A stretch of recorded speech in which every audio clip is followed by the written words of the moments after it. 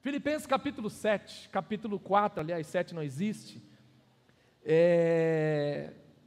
Estamos falando sobre aprender a viver satisfeito. E o texto sagrado aqui, ele vai dizer, a palavra que Paulo vai liberar para a igreja de Filipe, é uma palavra extremamente ousada, uma palavra extremamente desafiadora, porque o apóstolo ele coloca assim uma condição de que ele consegue viver em qualquer circunstância e de forma satisfeita, uma plena satisfação em Deus. Então, eu separei aqui para nós, na verdade, a gente vai aí do verso 10 ao verso 13 apenas, e o texto diz assim: alegro-me grandemente no Senhor, por tendes finalmente renovado o vosso cuidado para comigo, sobre o qual, na verdade, estáveis atento, mas vos faltava ocasião apropriada. Verso 11 de Filipenses 4: não vos declaro isso por causa da necessidade, porquanto aprendi a viver. Eu não sei se a sua tradução está igual à minha, mas se você quiser riscar aí esse verbo, aprendi a viver. Aí ele vai dizer, satisfeito sobre toda e qualquer circunstância, em qualquer momento da vida ele estava satisfeito. Aí verso 12, bem sei o que é passar necessidade, e sei o que é andar em fartura. Mais uma vez, aprendi o mistério de viver feliz, em todo lugar, em qualquer situação, esteja bem alimentado, ou mesmo com fome, possuindo fartura, ou passando privações, tudo posso naquele que me fortalece. Pai, obrigado mais uma vez por esta oportunidade de ministrarmos a Tua Santa Palavra. A oração que eu faço nesta manhã é que o Teu Santo Espírito continue nos envolvendo, falando ao nosso coração, e que de fato nós possamos aprender com o Senhor a viver satisfeitos em toda e qualquer circunstância, porque nós podemos sim, todas as coisas em Cristo que nos fortalece. Continue repreendendo o valente, falando ao nosso coração, em nome de Cristo Jesus, amém e amém. Amém, queridos? Então, a semana passada, nós falamos a respeito de encarar as necessidades da vida com otimismo e alegria. Então foi frisado esse tema, Nós falamos que é importante, assim como Paulo, encarar as necessidades da vida com alegria, com otimismo.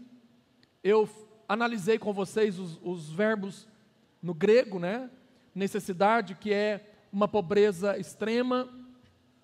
Falei a respeito de que o que ele tinha, autarkes, que é algo que vem, que é suficiente para si mesmo, e essa suficiência não é externa, ela é uma suficiência interna.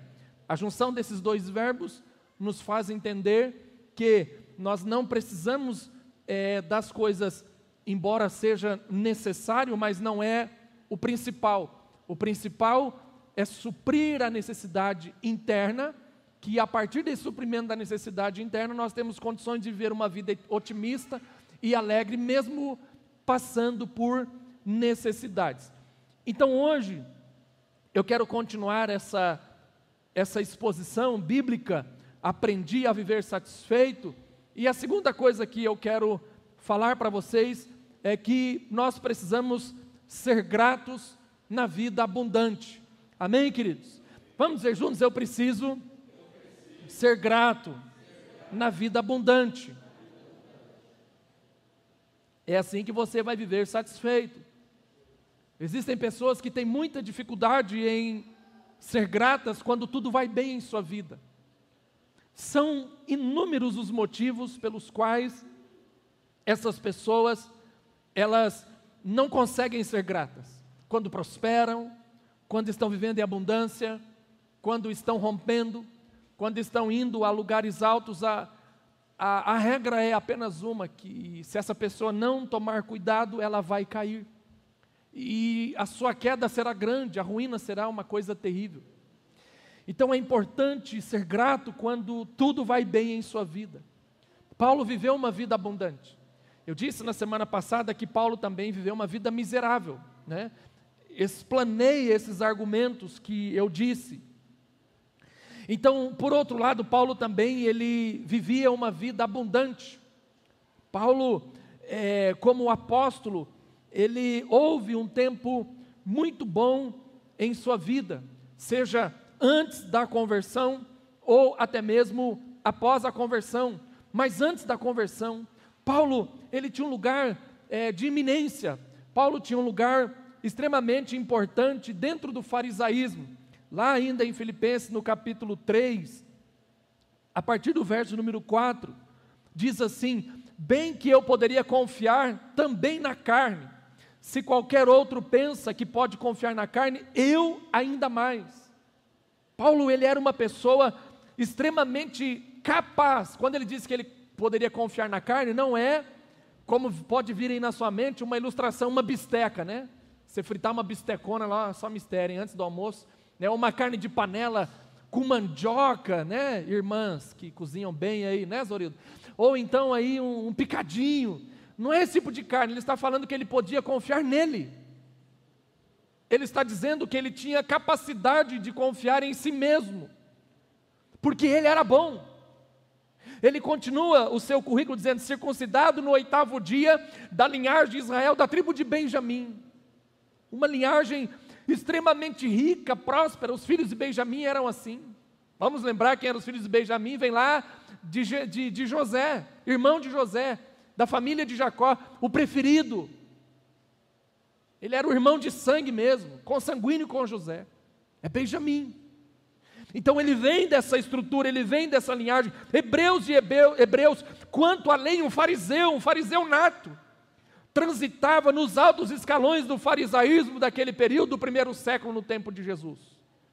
Um homem extremamente capaz. Ele vai dizer: quanto à lei, zeloso, perseguidor da igreja, quanto à justiça, irrepreensível. E é por isso que Paulo vai dizer para Timóteo, quando ele chama-o para ser um pastor, ou quando ele qualifica os presbíteros, ele vai dizer: o presbítero tem que ser irrepreensível, porque ele era irrepreensível. Irrepreensível é uma pessoa que você não tem condições de repreendê-la em momento algum. Você não pega o camarada de surpresa, fazendo alguma tolice, cometendo alguma bobagem, se expondo de uma forma desnecessária. Paulo não vivia assim, ele era irrepreensível, ele declara isso. Aí ele conclui o verso 7 dizendo: mas o que para mim era lucro, e isto considerei perca por causa de Cristo. E aí depois ele continua falando que tudo aquilo era tolice, que tudo aquilo era uma perca. Era esse homem que sabia ser grato na abundância. Era esse cidadão rico, abençoado, uma boa posição econômica, um tipo de sangue nobre, uma linhagem nobre, um homem que tinha uma cidadania romana, ou seja, tinha condições de comprar a sua cidadania, estudou aos pés de Gamaliel, um dos maiores filósofos, teólogos judeus daquele período. Imagine você estudar com Gamaliel. É basicamente você sair do Brasil e custear todos os seus estudos em Harvard. É basicamente isso. Você custear. Seu pai, na verdade, né? Bancar. Coitado, Lucas, mal consegue chegar ali, né? Imagina em Harvard. Mas Deus pode fazer isso. Se Deus quiser mandar, vai embora, meu filho, em nome de Jesus. Suma daqui, né? É Deus. Agora, a grande questão que eu estou te dizendo é que esse homem era um homem que tinha qualificações de uma pessoa bem-sucedida. Estudava aos pés de Gamaliel, todo o conhecimento necessário. Houve um momento em sua fé também que ele viveu um dos maiores períodos de abundância espiritual, principalmente sobre o grande avivamento em Éfeso, Atos dos Apóstolos, capítulo número 19.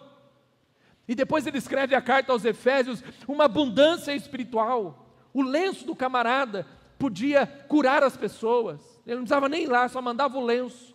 O nome dele era conhecido entre os demônios, né? Você ouviu a ministração da Carla ao longo da semana aí, acho que foi a Carla mesmo que ministrou sobre isso, né? Que eu ouço todas as mensagens, sou edificado, todos os dias eu recebo uma palavra de cura, de bênção, de graça para a minha vida.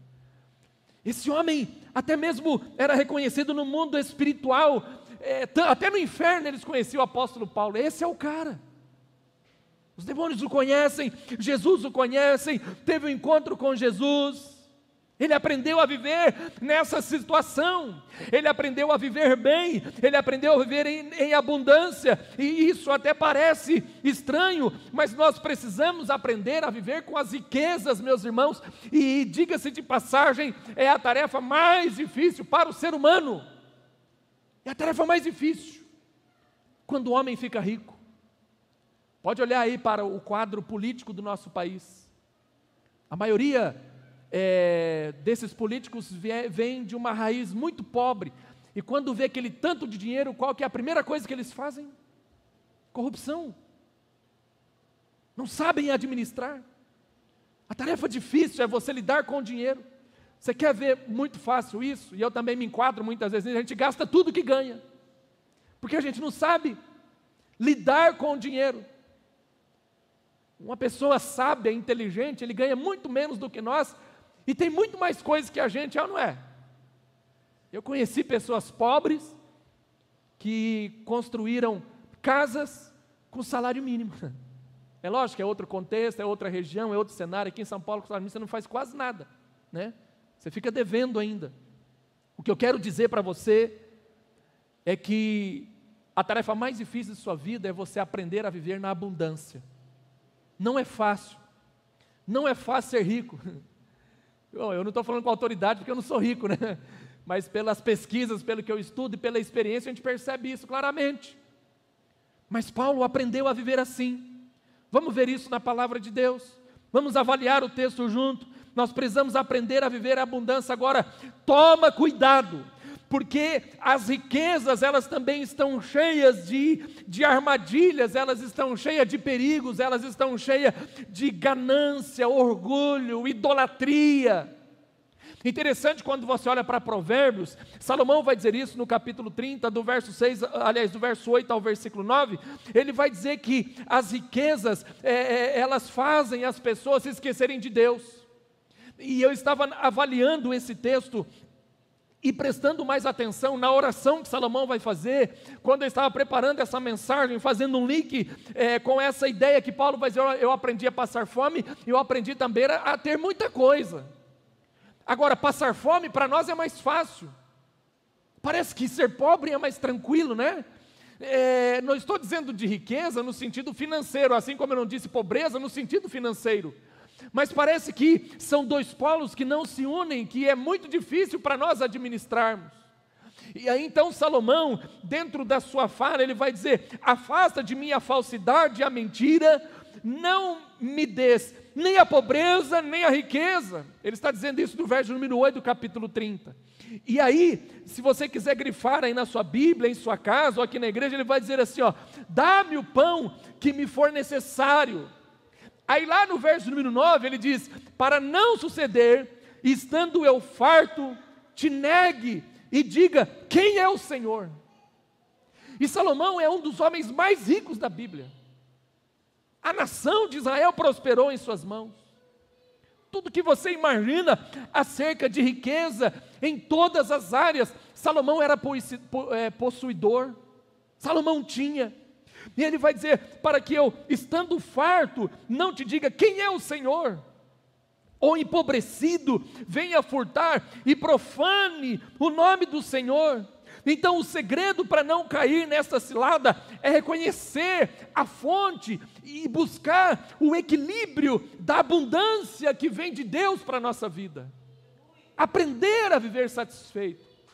Ser agradecido quando recebe as bênçãos de Deus. Ser grato quando as coisas do alto vier para o nosso coração. Então ele vai dizer, dá apenas aquilo que é necessário. Irmãos, isso é uma oração desafiadora. Porque nós não pedimos o que é necessário.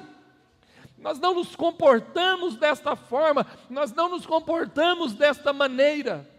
E olha aonde está a sabedoria, para que quando eu receber, não estando farto, eu não negue o Senhor e diga: quem é o Senhor? Quantas pessoas eu conheço ao longo da minha vida que vieram à igreja, foram abençoados e estão muito longe de Deus, muito longe de Deus, porque é difícil você administrar a abundância. É muito mais fácil você administrar aí a pobreza. Mas a abundância é um exercício para poucos.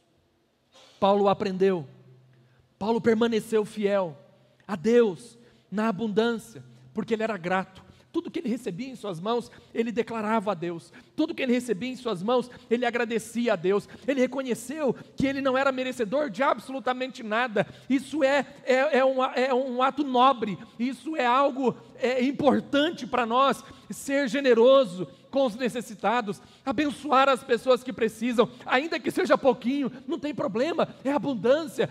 Jesus disse que bem mais aventurado é dar do que receber. Então eu posso dar, eu tenho condições, seja qual for a forma, em gratidão a Deus. Deus, eu não posso dar financeiro, mas eu posso ajudar de uma outra forma, eu posso acudir desta maneira, eu posso fazer isso, eu posso doar aquilo. Isso tudo é gratidão. Às vezes nós não conseguimos nem mesmo agradecer quando chega lá em nossa casa, a cesta básica que você fez, quando chega em sua casa a feira que você conseguiu comprar. Quantas pessoas não têm isso? Se você começar a ser grato nas pequenas coisas, Deus vai te enriquecer, meu irmão. Se você começar a enxergar Deus te ajudando nas tarefas mínimas de sua vida, Deus vai abençoar você, Deus vai abençoar a sua igreja. Paulo vai dizer: eu aprendi a viver, esse é o segredo da vida, eu sou grato em todos os momentos. O camarada está preso, mas a alegria dele, o diabo não podia roubar. É por isso que o verso 10 começa assim: alegrai-vos no Senhor. É uma carta da alegria, né? Gratidão nos momentos que Deus te abençoar, né? Uma das falas que marcou o meu coração no início desse ano, foi no início desse ano, estávamos andando de carro, Lucas e eu, e aí ele falou uma coisa: pai, a gente vive tão bem, né? Eu falei: cara, vivemos sim, graças a Deus por isso. E começamos a agradecer a Deus dentro do carro, né? E é interessante essa percepção. E sabe o que a gente estava indo fazer? Tomar uma casquinha de sorvete. E eu estabeleço, eu não sou miserável não, tá, gente? Mas eu estabeleço a casquinha de sorvete, é R$3. É 3 conto a casquinha lá no Mac, não é? É 3. Aí eles vêm com aquela conversa: pai, mas essa aqui de R$3,50, falou: o que eu falei? É R$3. Você está na 5ª série, já sabe o que é R$3. Não é miséria, mas é o que dá. Vamos lá, vamos comer, vamos se divertir, vamos passear um pouco. É assim. Abundância. Tem gente que não tem R$3. Às vezes é o geladinho da nossa vizinha da frente ali. Você vai lá, compra o geladinho. Eu não sei o que ela ganha, porque a gente compra 2, ganha 1. É R$1 cada um, né? Mas Deus prospera, porque eles estão lá abençoados, né, Dal? Estão lá abençoados. Uma família abençoada. Entendeu? Aprenda a ser grato em coisas pequenas, que Deus Ele vai te colocar em coisas grandes, coisas altas, coisas abençoadas. Mas comece a viver uma vida agradecido. Isso é abundância, meu irmão. Por mais que possa ser um absurdo que eu esteja falando para você: mas é um geladinho, eu tenho condição, não sei o quê. Seja arrogante, eu não sou. Eu sou simples, eu entendo a grandeza de Deus nas mais pequenas coisas acontecendo em nossa vida. Então seja grato a Deus por tudo. Comece a praticar a gratidão, comece a praticar a gratidão na abundância. Que Deus vai abençoar você, que Deus vai derramar sobre o seu coração graça. Comece a ajudar os necessitados, faz uma ligação, manda um WhatsApp, de alguma forma você estará abençoando aquela pessoa. Mas cuidado com a riqueza, não corra atrás da riqueza. A prosperidade do Senhor são para aqueles que temem o seu nome. Se as coisas complicarem para você e você teme a Deus, Deus vai te abençoar. Pode ser que dê uma enxugada no orçamento, irmão, não tem problema, Deus vai te ajudar. Você não vai passar fome, você não vai padecer necessidade. Na reunião do conselho ontem nós avaliamos aquela expressão de Davi que vai dizer: eu sou jovem, agora já sou velho, mas não vi o justo necessitado, nem sua descendência mendigar o pão, ficarem de porta em porta pedindo pão, passando necessidade. O ímpio é diferente. A prosperidade dele tem um prazo definido, mas nós temos a bênção de Deus. Então aprenda, você não precisa correr atrás de nada nesse aspecto, nesse sentido. Deus conhece o nosso coração, Deus conhece as nossas necessidades. Então aprenda a entregar as suas necessidades diante de Deus, que a abundância de Deus chegará sobre a sua vida. Viver satisfeito é você ser grato quando você estiver na abundância, né? Deus vai te prosperar sim, meu irmão. É promessa de Deus. Cuidado com o que você vai fazer lá, com essa promessa sobre a sua vida. A última lição: aprendi a viver satisfeito, porque Cristo me fortalece. Amém? Vamos dizer juntos: aprendi a viver satisfeito, porque Cristo me fortalece. Fala para o seu irmão: a sua força vem de Deus. Aleluia. É forte, né? É forte essa expressão que Paulo vai dizer: tudo posso naquele que me fortalece. Interessante que ele não coloca aqui apenas algumas situações da vida, mas ele vai dizer: tudo posso. Eu posso passar necessidade, eu posso sofrer, eu posso isso, eu posso aquilo, porque Cristo está me fortalecendo para viver essa realidade. Tudo posso naquele que me fortalece. Então eu aprendi a viver satisfeito, eu aprendi a viver agradecido, porque Cristo me dá força. É Ele quem vai fortalecer o meu coração. O cristão sincero, unido a Cristo por meio do seu Espírito Santo, ele recebe um poder que vem do alto. Ele não recebe um poder terreno, ele recebe uma graça que vem de lá do alto, que é o dínamos no grego, essa força milagrosa, esse poder milagroso, que é confiado ao nosso coração. E nesse caso, esse dínamos, ele é diferente. No caso aqui de Paulo, que ele vai escrever, ele tem o objetivo de ajudar o apóstolo a passar toda e qualquer situação em sua vida. Não é aquele dínamos que nós encontramos em Atos dos Apóstolos, aonde Jesus vai declarar: e recebereis poder que vem do alto.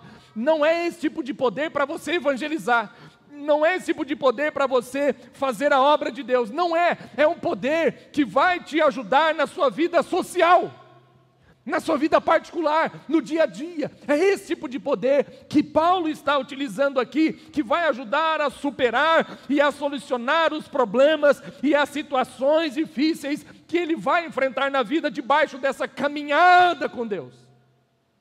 É esse poder que Deus está liberando sobre a sua vida. Um poder diferente. Porque às vezes nós olhamos para o aspecto de dínamos, né, dunamis, só naquela ideia de receber o poder para falar em mistério, para profetizar, para isso, para aquilo, mas você precisa poder de Deus para suportar as dores. Você precisa poder de Deus para suportar também a riqueza. Você não suporta, você cai em tentação.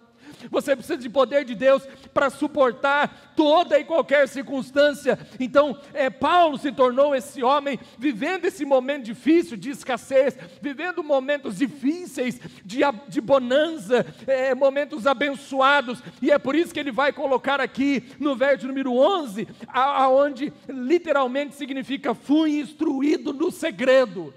Ele foi instruído no segredo do quê? De aprender a viver. E aprender a viver tem um segredo, que é o segredo da vida. Essa frase é conhecida aqui por umas famílias aqui da igreja, né?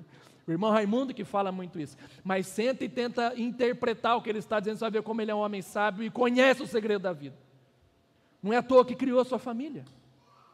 Aprender.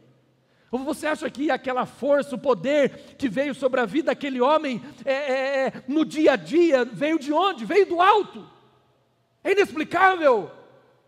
Mas é Deus derramando sobre nós poder, o segredo da vida, ser instruído a cada momento, a cada necessidade que vinha. Eu posso imaginar que Paulo sentava ali e começava a pedir para Deus: Deus, me ajuda a interpretar, me ajuda a entender, como que eu faço para passar por esse momento difícil? Eu estou preso, está faltando comida, eu não tenho roupa, as necessidades já chegaram, bateram a minha porta. Deus, como que eu faço?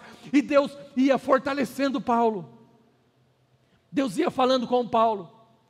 No momento da bonança, quando ele estava livre, você pode avaliar isso em Atos, a partir do capítulo de número 15, até ali, em Atos do capítulo 21, você vê Paulo abençoado, rico, com os projetos, com os sonhos, rompendo, bombando. Eu imagino que também ele buscava a Deus: Deus, como que eu faço para administrar a situação de prosperidade em minha vida? E o poder de Deus vinha sobre Paulo, e Paulo ia sendo fortalecido. Aleluia! Deus vai te fortalecer, meu irmão, na sua vida social. Deus vai te fortalecer no seu dia a dia, em todos os momentos, em todas as situações. Esse era o segredo da vida de Paulo. Cristo dando condições, fortalecendo o apóstolo em toda e qualquer circunstância. Esse é o segredo, essa força que vem do alto, Cristo operando dentro do seu coração. O segredo não é você. A igreja faz parte do segredo. Ela está dentro de um projeto. O segredo não é o louvor que você ouve. O segredo é Jesus. É Cristo que me fortalece. É por isso que eu posso tudo na minha vida. E você pode mesmo. Você pode mesmo. Vem aqui o Ministério de Louvor, por gentileza. Você pode tudo, meu irmão. Essa semana eu estou retomando algumas coisas na minha vida, né? Semana que vem volta algumas realidades, como a faculdade, etc.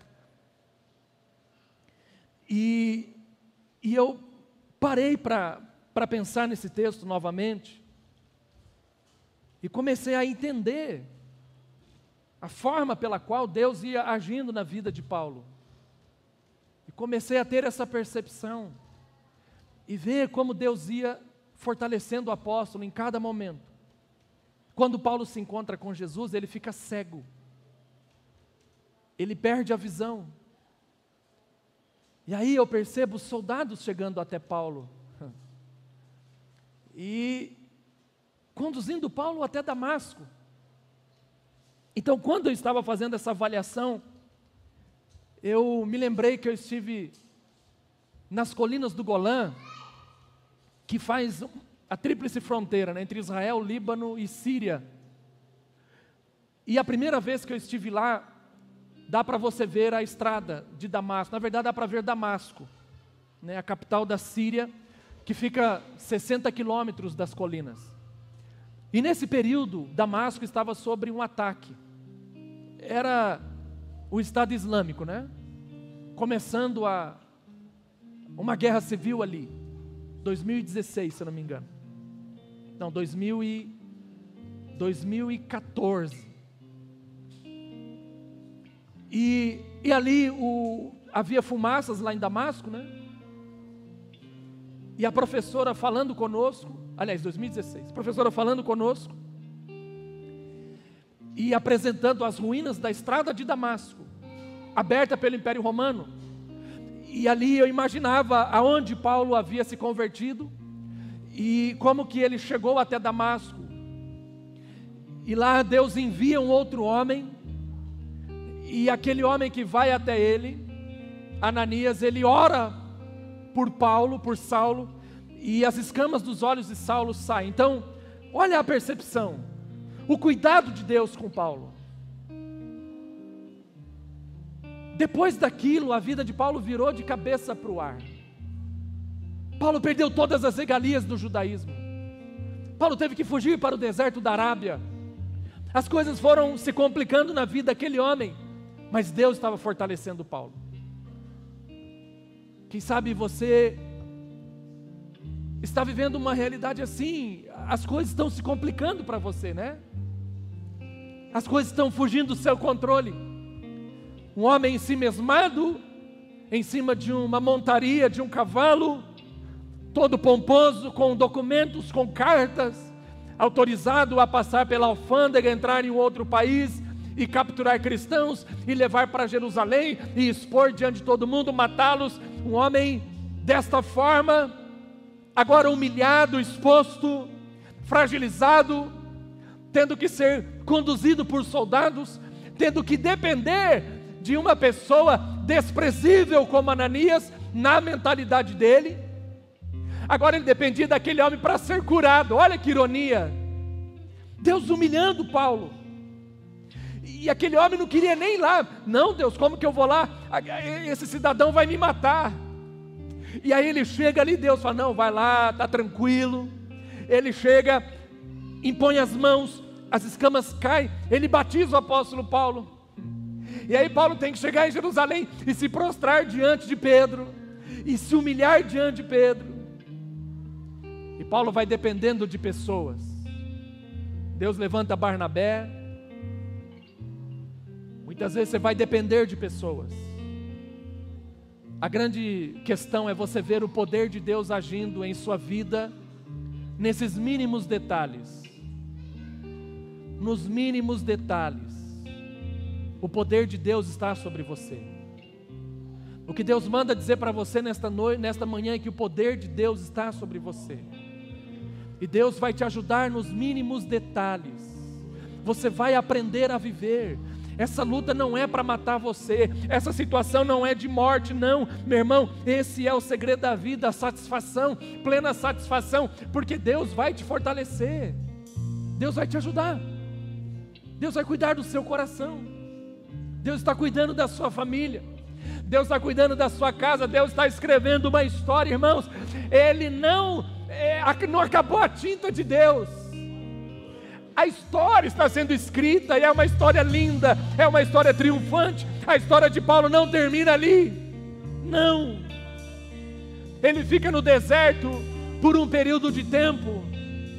Ele volta para Jerusalém. Aliás, ele volta para Antioquia e ali Deus manda Barnabé. Deus vai enviar um Barnabé para te ajudar. Alabassurianda alabastérias.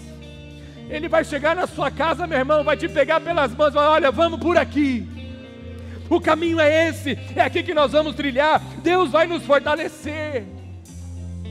E depois você vai pegar outras pessoas, não é isso? Depois Paulo foi lá e pegou outro. Não, vem aqui, Timóteo, eu vou te ajudar. Vem aqui, Silas, eu vou te ajudar. Vem aqui, vem aqui, vem aqui, eu vou te ajudar. Deus vai te ajudar, meu irmão. Deus vai te fortalecer, Deus vai tirar essa tristeza, Deus vai tirar, vai enxugar essas lágrimas. Encare as necessidades da vida com otimismo, com alegria. Seja otimista, essa luta vai passar, essa situação vai se findar. Seja grato, agradeça a Deus, porque Ele te fortalece.